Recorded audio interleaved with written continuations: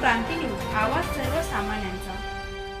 खर्डीजवळ मुंबई नाशिक महामार्गावर cement tanker उलटला, 2 तास वाहतूक संथ। खर्डीजवळ आज मुंबई नाशिक महामार्गावर सिमेंटने भरलेला टँकर अचानक रस्त्याच्या मधोमध एका बाजूला उलटल्याची घटना घडली। टँकर रस्त्याच्या एका साईडवर आडवा पडल्याने वाहतुकीवर मोठा परिणाम झाला, मात्र दुसऱ्या बाजूने वाहतूक सुरू ठेवण्यात आली होती।